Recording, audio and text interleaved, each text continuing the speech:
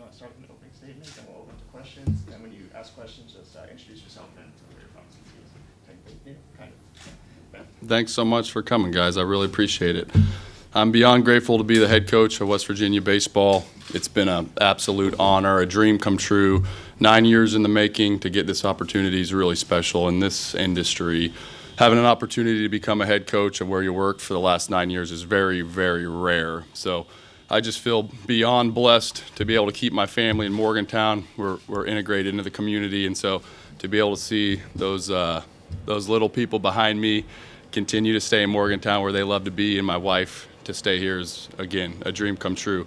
Coach Mazey took a risk on me 9 seasons ago. At that time, I was the youngest Power 5 assistant in the country, 27 years old, no recruiting experience, not from the region.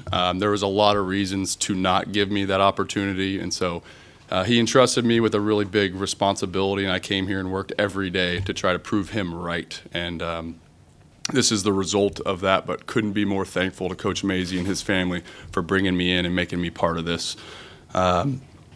Charlie and Tucker, they're born at Ruby Memorial Hospital. Like I said, Morgantown is our home. It's our community. It's the longest place that I've ever lived somewhere and really been integrated into the community. I played at 4 different universities. I was at Oklahoma State coaching for about 4.5 or 5 years, and then coming to Morgantown is the first time that I've really got to have that sense of community where you know people, you know the banker, and you know the real estate agent, and you know the people at the grocery store, and you start to really know all the people that have passion around this university. And so that has been the funnest thing for me. I started as an assistant coach. I became the recruiting coordinator, eventually the associate head coach. And so I feel like I've been prepared for this position just kind of naturally throughout the years. Having the opportunity to grow into this has really been a luxury. The baseball staff is the core at why West Virginia baseball is special. Everybody from first-year student managers to the most loyal, hardworking assistants and their spouses, wives, fiancés, that anybody could ever ask for. Our group of people that are inside these walls is exceptionally special. I don't take them for granted. We have over 30 student managers. We have unbelievable support staff. Everybody that touches this program is special, and that's why we've been able to get to where we've been able to. President Gee, Bryn Baker, Matt Wells, and the rest of the WVU leadership team, can't say enough how thankful I am for you entrusting me with this opportunity. I don't take it lightly. I am humbled by the fact that you believe that I can do a good job for this university and this program. Tabitha, the love of my life, my rock, she has sacrificed so much to allow me to chase my passion and to allow me to do what I love to do every day, and that's to be part of a team and help build a team. My family, Gary, Linda, and Jeff, mentors, former coaches from high school to previous strength coaches across the board, have had a huge impact on my life. My closest friends and colleagues, and then obviously my 2 kids are my biggest fans. None of this is possible without the student athletes. I've taken so much pride in having the ability to recruit the players that came to play for the Mountaineers, and the amount of dinners and conversations, recruiting offers, time spent with families and grandparents and little brothers and sisters of the players that end up coming to play for us is something that I cherish, and none of this is possible without those student athletes essentially buying in to me, buying into this program and saying, I want to get on board with what those guys are doing. It's easier now than it was 9 seasons ago. There wasn't quite as many accolades in this program 9 seasons ago. But to be able to have that trust from those families and those players is incredibly important to me. The best thing about having this opportunity is that my 2 kids get to grow up around extremely hardworking and driven, passionate young people that are chasing goals. So I'm more proud about that than anything by far. When I get to look out on the field and see my kids running around with the college guys, I feel like I've done something positive in their lives. The support from WVU alumni, fans, donors, and students is unmatched. I cannot wait to move forward and lead this program into the future. So Steve, Greg Hunter, Blue and Gold News. So start about a year ago. You apparently, from what we understand, are ready to take another job, head coaching job. You got pulled back right at the last second. So walk us through last year when this transition began. Yeah, last summer, I was fortunate enough to have some opportunities, but a lot of people in this building have had opportunities. That's not unique to me. Essentially, Ren Baker, Coach Maisie, and myself got together to do what was in the best interest of the program. And in order to do that, a head coach and waiting situation, that means sacrifice, that means compromise on everybody's ends. And so that was the definition of this process. A lot of people compromising, sacrificing, deciding what was in the best interest of WVU baseball, truly, to be able to make it happen. That's probably the most proud thing that I am inside the program in the last 9 years, is how this year was handled by so many people, because you can't win at a high level if there's ego, if there's self-obsession. You can't do that. And so a lot of people kind of put the personal ambitions aside in order to build a team and be part of something greater than themselves. So a lot transpired over the last year, but it's something I'm really proud of. So how has your role changed in the last year? I mean, you've been part of this program for a long time, but as you started to move closer to the job, how did it change? This year was a little bit business as usual. I signed up to be the assistant coach and be supportive and loyal to Coach Maisie and his ideas and his wishes. I think the only difference is that you start to evaluate everything that you're doing. So the biggest luxury is that you have a year to evaluate every step of the way. So you can't help it as you're planning and you know that this is on the forefront in front of you. You start planning and saying, would I do that a little bit different? Man, we do so well in that area. We need to keep going with it. We need to build momentum off of that. I don't think I love that. That's an area we could get better in. And so kind of a year of analysis. But at the same time, as an assistant, you've got to give positive feedback and negative feedback to the head coach, going, hey, we're doing this great, we're screwing this up. That's been my role for 9 years, is basically being an honest voice to Coach Maisie. And so business as usual, but maybe with a little different perspective. Coach Justin Jackson with the Dominion Post. You mentioned recruiting has kind of been a big part of your role in the past. What will recruiting be for you moving forward now? Will you stay involved in recruiting? Or? Yeah, I think it's important not to lose the identity of what I viewed myself doing well.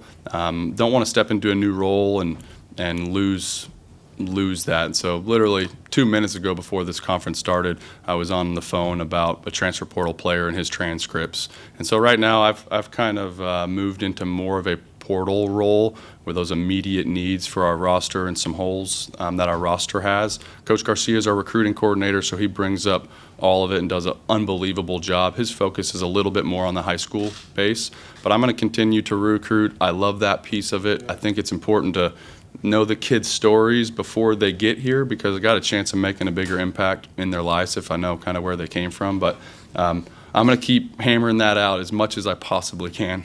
Yeah, I was going to say that it sounds like you enjoy the recruiting. I mean, when you were talking about the dinners and getting it, a lot of coaches will say, recruiting's a pain in the butt. So what is it about recruiting that grabbed hold of you and you took to it? Yeah, I think it's the chase. It's very hard to find players that we think will be great fits in the program or will be impact players. There's not a lot of them. It's difficult to find.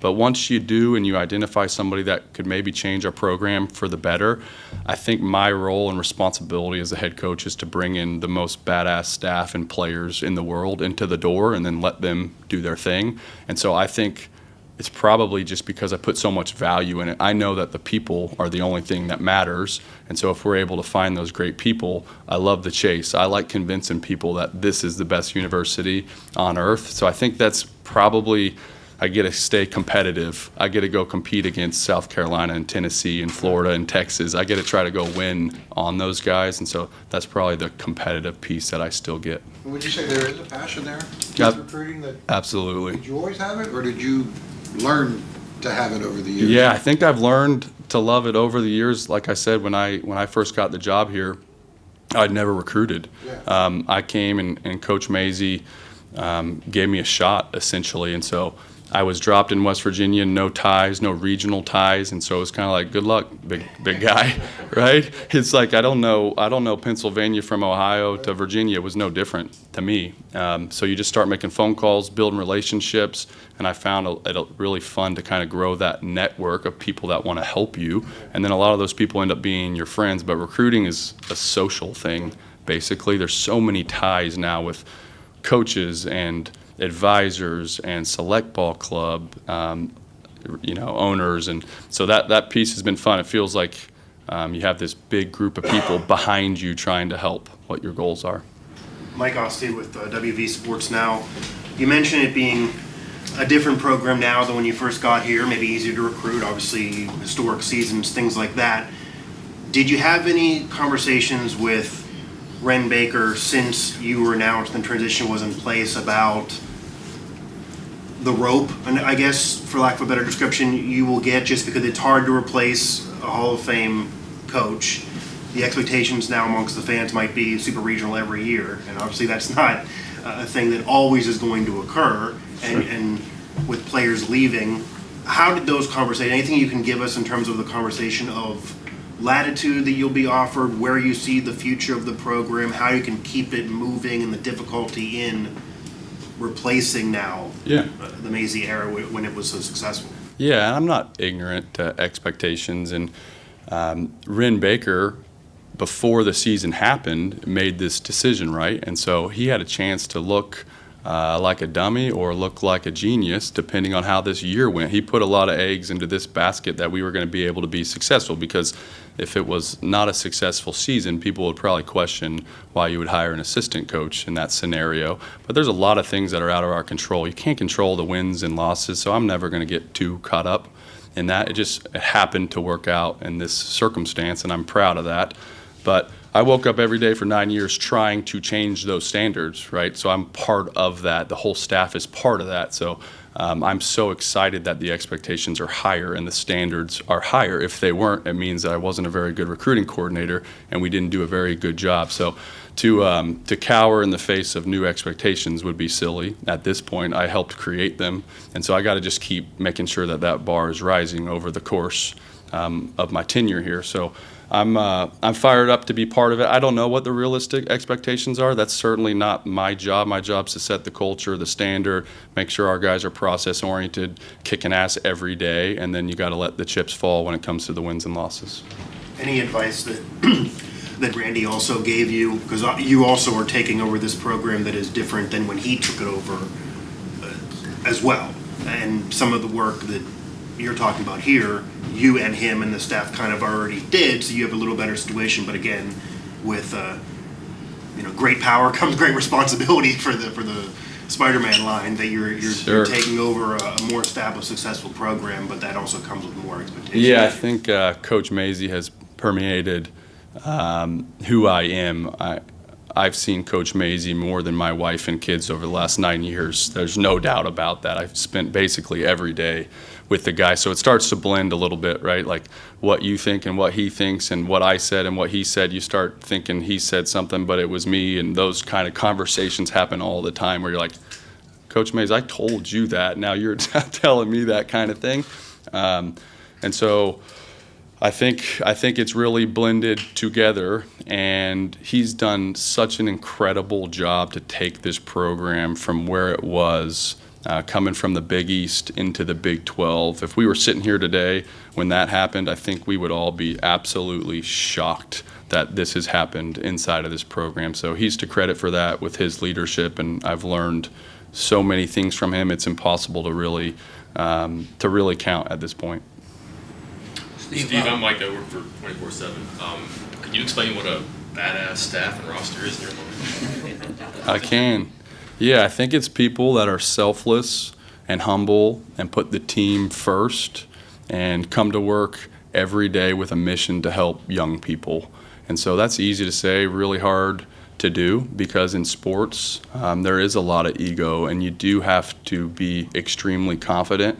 But you're looking for selfless individuals that want to be part of something that's bigger than themselves. So you have to have talent, and you have to have skill, and as a staff you have to be knowledgeable and hardworking, and you have to sacrifice so much in this profession. It's not about the smartest person in the room. Usually it's about the person that's willing to sacrifice the most for the team.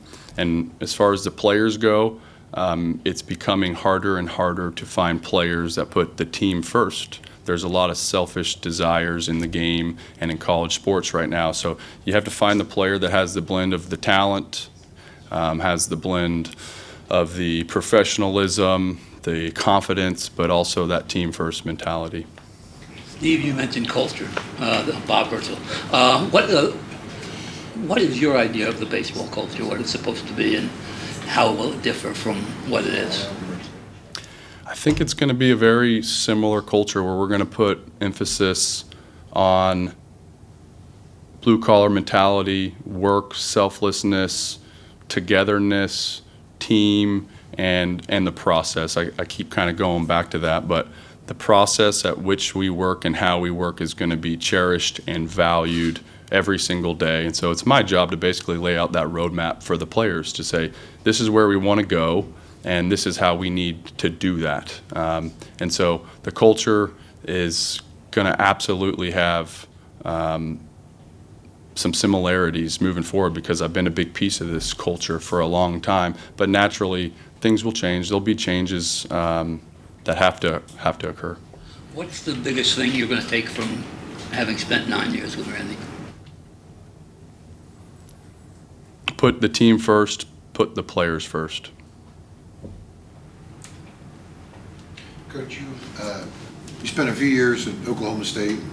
Obviously, they care a lot about baseball. A couple of weeks ago, you were down in North Carolina, and you kind of saw how those facilities were laid out. Obviously, they care about baseball down there.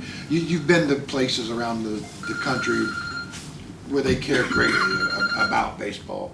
I'm thinking here in a couple of months they're going to start building the new facility here. Mm-hmm. And you guys have, through the years, have grown closer to competing with teams on the field.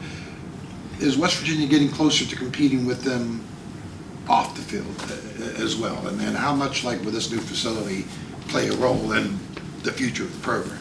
Yeah, that's a great question. I think there's always work to be done. The one thing that I'm 100% confident in is that the administration is doing everything in their power to have the resources for us to compete on the national landscape. And that's a big reason of why I'm sitting here right now, is because I know that everybody in that building wants baseball to be a winner, and they have directed resources and funds and budgets above and beyond what could have ever been asked here, and they keep moving it forward. The facility that's being built, indoor pitching and hitting lab, is going to be a state-of-the-art facility that only about 10 programs in the nation have, to put into perspective. And so we're gonna move forward heavily. We haven't had covered outdoor cages, and we're the only team in the Big 12 that didn't have that, and we're the furthest north team in the Big 12. So to be able to go from that to one of the top 10 programs as far as an indoor hitting and pitching lab and a biomech lab will put us in at a different arena, of course. Your roster for next year, I'm sure there are pieces that still have to come into place, but how much of it, what are you still working on? We have some holes with starting pitching. As you know, we have a good opportunity to fill those through the transfer portal, but Derek Clark is going to be graduating, and hopefully he's going to sign a professional contract here shortly. Hayden Cooper is graduating.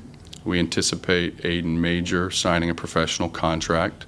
So a big chunk of innings that were thrown last season are going to be gone. So we have to bring in some new players to fill some holes, but I think what we're really counting on is that we had an unbelievable group of sophomore pitchers that showed flashes of brilliance for us and probably didn't pitch as much as they could have due to some of these older guys that ate a ton of innings.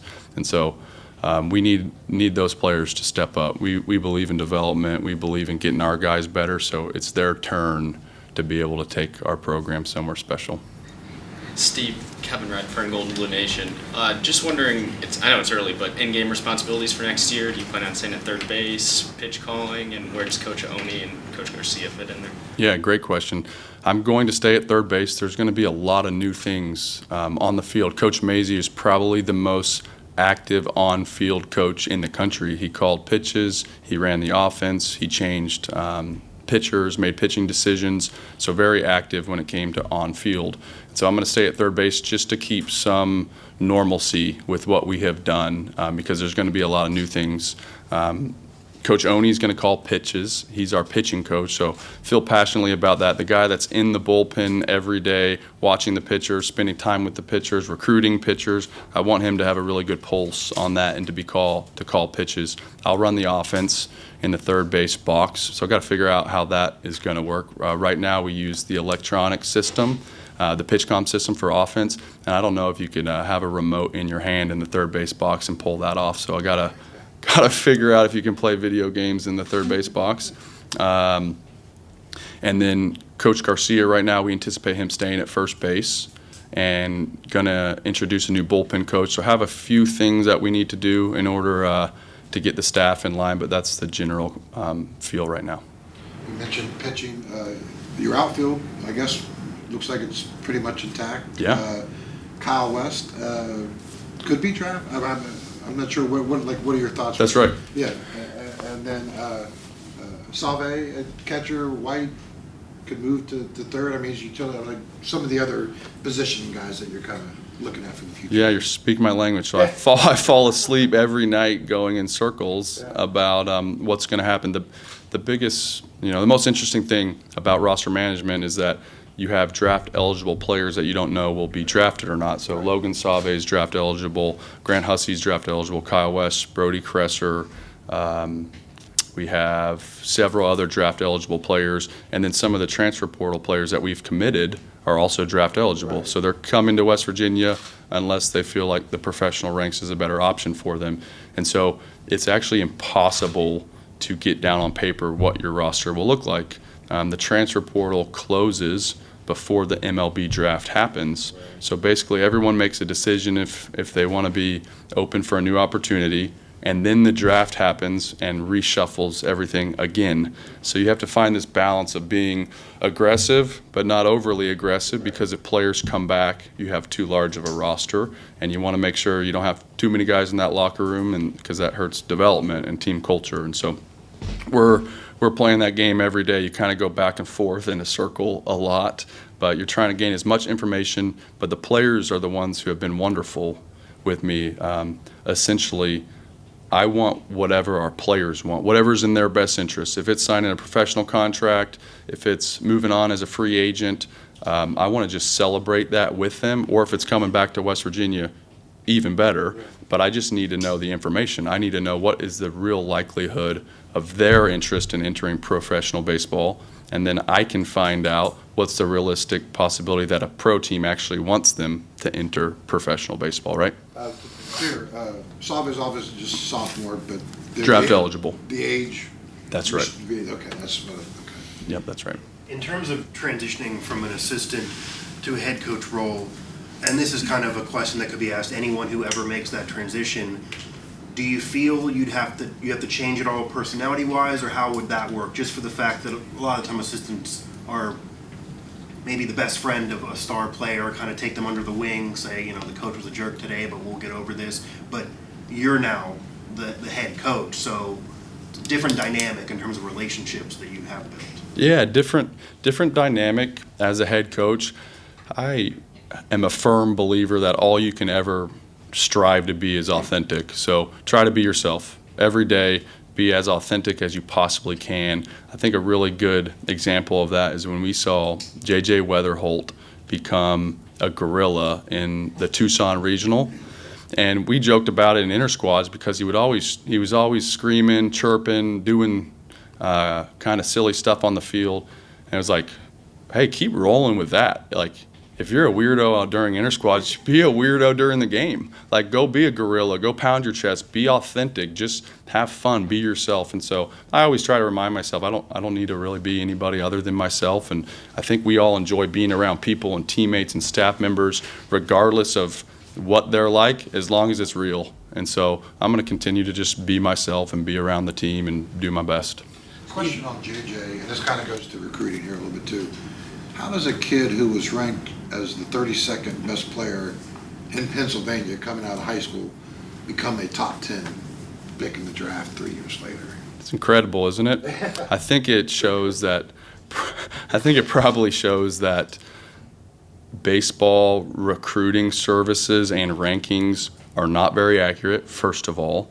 And then it shows somebody that was so passionate about becoming one of the best players in the nation that he worked himself into that position. So the combination of both those things, he was under-recruited, he played on small regional teams, didn't play on a lot of these national circuits where you get more of that attention. So his whole focus was playing baseball, getting better. I remember he played for a men's league. He played in a summer collegiate woodback league before he got to school here, and he played for the Beaver Valley Red, which is not a national team.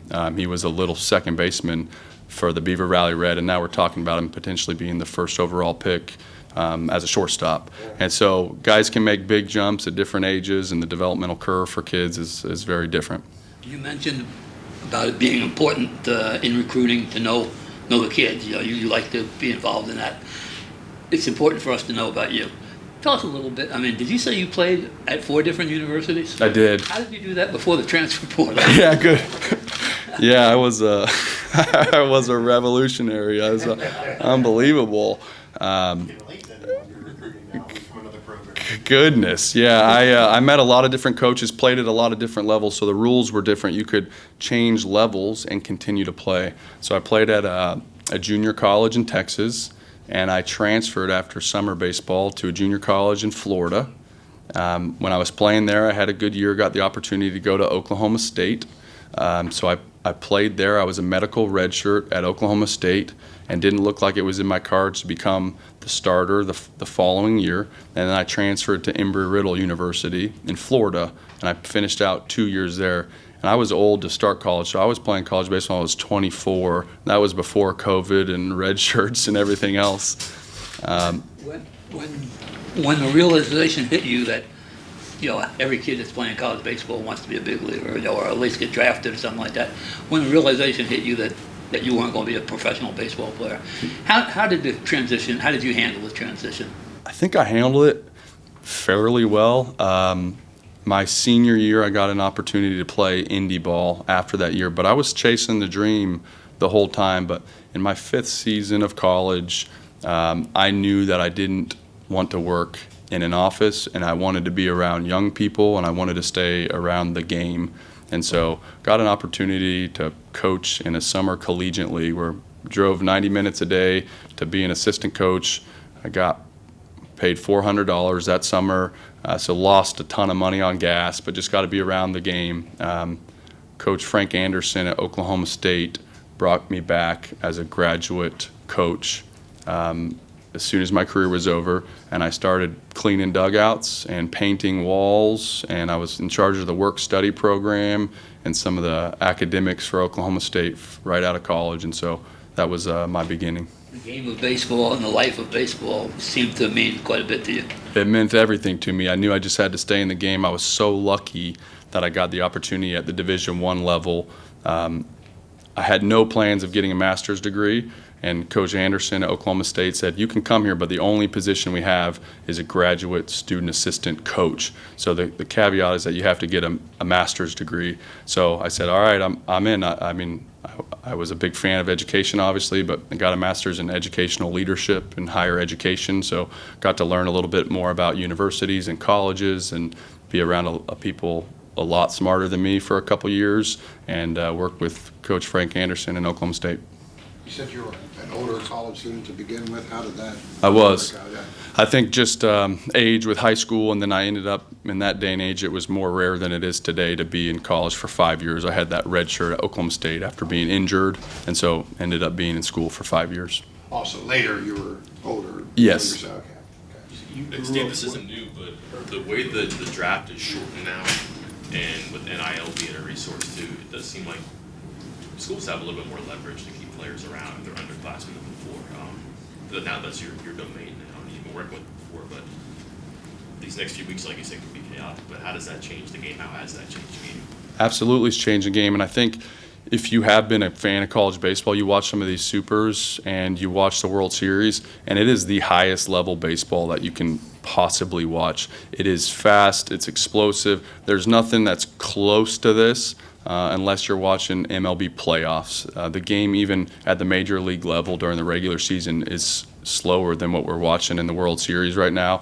It's the best the sport has ever been, and part of that has to do with that leverage that you just alluded to. NIL is an opportunity for kids to go to school and to put away some money and to essentially bet on themselves. So if they have multiple years of leverage, meaning that they could come back to school, they could stay, they can hone their craft, they can get better, and then choose to enter professional baseball. So I think some people would look at it like having 2 signing bonuses, essentially. You could stay in school, and then you could also increase your signing bonus from the pro teams if you play well and you perform well. That said, have you mentioned that to JJ? Not JJ. He doesn't have that year on the back end, so JJ's got to go. JJ's got to go. You mentioned about JJ's transition and in addition to his work ethic, that maybe he was overlooked by recruiting services and things like that. You also talked about it being a lot harder to necessarily cover recruiting for college baseball than, say, football and basketball. Do you have any suggestion how to avoid maybe this situation again where someone gets ranked 32nd in their state and then becomes a top 10 MLB pick? Is there anything you can, what can be done better for people that are covering college baseball recruiting? We need to never avoid that situation again. We need to keep having that situation as much as possible. I think it's just difficult. So a lot of times these recruiting services are the people that are working there are young coaches, people that are just getting into baseball. And it's not like football or basketball where there's only metrics, how fast you are, how strong you are, how many times you can bench press, what's your 40-yard dash. There's so many different things, and we're not quite there yet as a sport to be able to identify the skill, just the skill of the bat to ball and the command of the pitches. And so much skill involved in our sport, and that's why we all love it. But I don't think there is a solution to that other than really diving in on every player, background, passion, work ethic, past performance, some of the metrics, the power, speed, the mobility, all these things. The MLB Combine's going on right now. We have some of our players there. But That's kind of newer, though. That's maybe something. That's newer, right? And that's something that they're actually kind of changing the sport. I talked to one of our recruits last night. That's an incoming high school player, highly touted player, and he said that he was in the MRI tube. They did mobility. He saw a cardiologist. He saw somebody that measured his flexibility in his hips, like all day, basically trying to pinpoint what makes great players, how do you stay healthy. So I think there's a lot of research being done right now with that combine. Steve, follow up with Bob's bio question a little bit. You're from where, and were you always just a baseball player? Multi-sports, anything else? Yep, I'm from, I was born in Dallas-Fort Worth area. Grew up my whole life in Austin, Texas. I played middle school football, which was a big deal in Texas. They get up for that. I don't think they have middle school football here. Played ice hockey and roller hockey growing up, and then by the time high school rolled around, just baseball. Steve, Joe Picano, West Virginia Metro News. I'm sure if you have a question or need advice, Coach Mazey's always a text or a phone call away, but does Coach Mazey have a formal or informal role with the program going forward, and how much do you still want him to be around the guys? Yeah, he's an unbelievable resource. So He's going to be an advisor to the program. He's retired, and he's going to enjoy his retirement. He's worked really hard and deserved that. And so there's going to be plenty of days where Coach Mazey's hunting and fishing. He loves that. That's a passion of his. And most importantly, spending time with his kids. He's worked his whole life, and he's missed a lot of ball games. He's missed a lot of things with his two kids, Weston and Sierra, and he's going to spend more time with Amanda. And so he's always, like you said, a phone call away. Want him to be around here. I guarantee you he's at every single ball game, and he's not going to be able to help himself. He's going to let me know what he thinks about what's going on in the field, but I really will cherish that and look forward to having those conversations. Steve, John Lowe, Gold and Blue Nation. I think it's fair to say there aren't too many stories like West Virginia's baseball program over the last decade. As someone who has had a major chunk in that program building, do you ever kind of take the 30,000-foot view of what's been done here and compare it to other assistant coaches and people in your line of work and say, like, man, what I have is truly special? Yeah, thanks for saying that. Haven't had a lot of time to do a lot of looking at the big picture. I do recognize that it's special, and I am beyond grateful. You get me emotional talking about like where the program's gone a little bit. It's taken a lot of sacrifice and belief from so many people to be able to do what we've been able to do. Certainly don't compare it to other assistants. There's so many people out there that are working extremely hard every day to try to better their programs, and there are a lot of circumstances outside a coach's control, and so I can't take credit for everything that's certainly happened here. But it's a calling. We're lucky to be around these young people. We're lucky to get to do what we do, and so that's the most important thing, to never forget that. But when you see a program or a big group of people kind of pulling the rope in the same direction and things change, it's incredibly rewarding. When anyone gets a big-time job, get a lot of texts and phone calls, not just from people here, but all over. Was there anybody that stood out that was surprising that maybe you don't see every day that threw you a text like congrats in the baseball world or sports world? Or? Sure. Like you said, whirlwind. I got two of them. So when it was announced a year ago, and then yesterday when they did a little bit of media stuff with me. And so it's funny, like a lot of people maybe aren't on social media, or a lot of people had no idea that it happened a year ago. And so people were like, oh my gosh, congratulations. And it's been in the works for a while now. But I had a former player today that was not easy when he was here. He was hard-headed, he was tough to coach, but we stayed really firm on him. We fought with him. We had a lot of hard conversations. To say that we enjoyed each other on a daily basis would not be accurate. And hadn't talked to him a ton after he had moved on from the program. And he didn't have an easy background when it came to playing and how he got to West Virginia. But he sent me a text this morning and said, congratulations.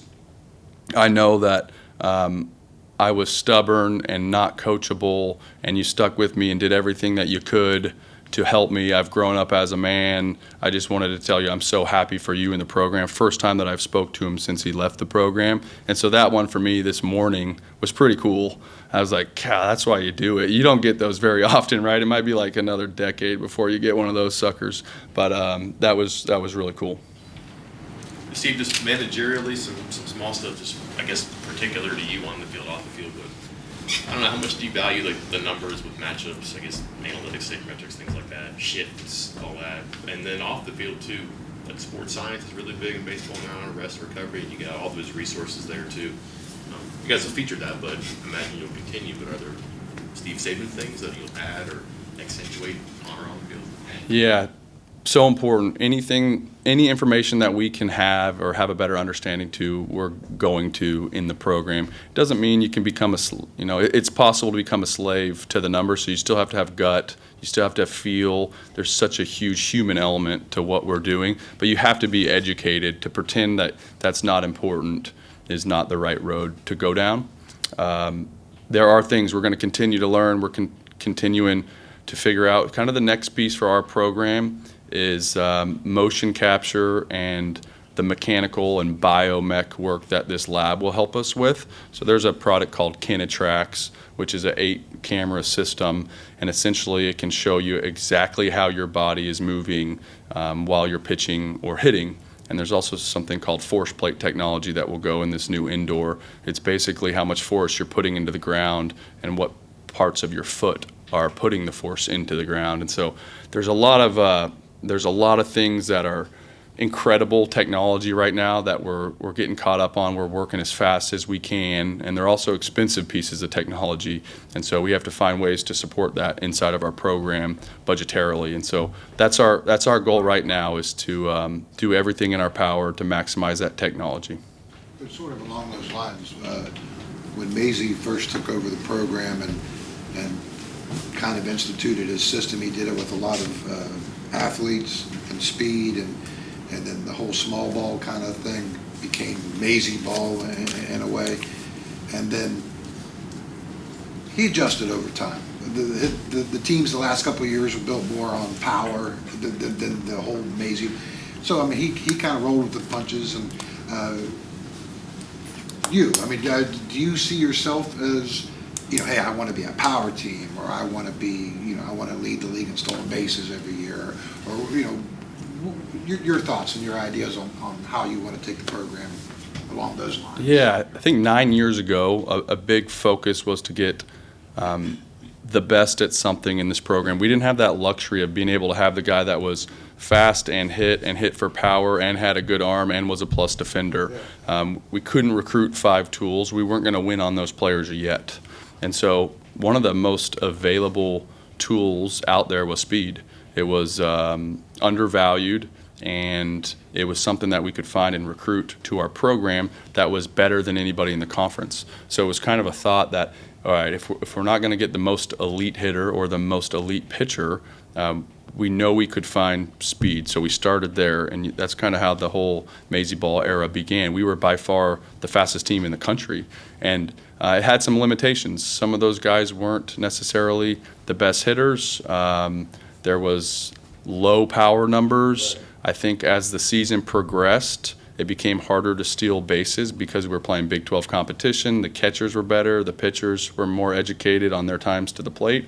And so as we've won and gotten a little bit better, we've been able to incorporate some of these other tools in recruiting because we're getting some yeses from the guy that can hit and hit for power, or the guy that has speed and a plus defender. And so I don't want to pigeonhole our identity as a team. For me, the best athletes with the best work ethics that want to develop, and then once we get the boys on campus, trying to be authentic to what that identity is.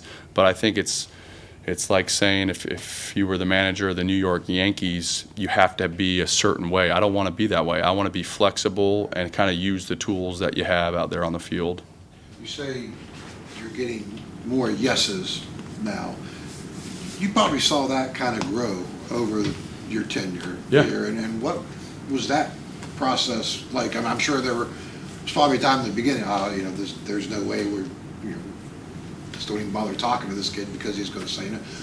And eventually that changed, I would imagine, over the process of time. Yeah, and I am proud of, we have never had that attitude. We were offering the best player in the nation at West Virginia 9 years ago. We just didn't get any yeses. Yeah. And so, but our philosophy is that you're making a mistake if you don't jump on board with us. Yeah. Like, this is where you want to be if you believe in people and development and culture. I know we don't have the trophies yet to show you, but one of those players was Alek Manoah. He was really the first highly touted recruit that had offers all across the country in SEC schools, and he chose West Virginia. And so that kind of kick-started. He was one of the most elite talents that we had that ended up being the first rounder and 11th overall pick in the 2019 draft. And so we are getting more yeses, but as we recruit higher end players consistently, now we're up against other successful schools. And so 9 years ago, there was a much larger net that was cast, and you were also allowed to offer anybody. Now you can't offer until you're a junior in high school. And so Logan Save committed to us as an 8th grader. we had 8th grade offers out across the country, and so we were aggressive, offering young people, trying to get ahead of the curve. So we wouldn't have landed Logan Save if we would have waited until he was a junior, where our program was at that time. So now the rules have changed. You have to offer later. There's more reliance on the transfer portal, but the best thing about this place is if we get somebody on campus, we get a lot of yeses. They come to Morgantown, they feel the community, they see the facilities, they absolutely fall in love with the place. It is more difficult to get them on campus. It's usually flying into Pittsburgh, it's rental cars, it's coming down. A lot of people that we recruit have never been in the state. They have never been to West Virginia, so they don't know how beautiful this state is. Jameson was probably like one of the last ones from that old recruiting era where you could get them younger. That's right. Yeah, okay. That's exactly right. Yeah. One more question? Good? Details on the new facility, when does it actually start construction? Do we know? Will it be ready? I learned that we're mobilizing July 5th. Don't know what mobilizing means, but we're mobilizing. Yep, so I think everybody's coming together and hopefully breaking ground in July, and the anticipated finish date is around December or January of 2025. Okay, so I mean, it will be something almost right away that you can show. Absolutely, yeah, we're showcasing pictures and renderings, and we're getting very close. Yep, this will be a reality in our program next season.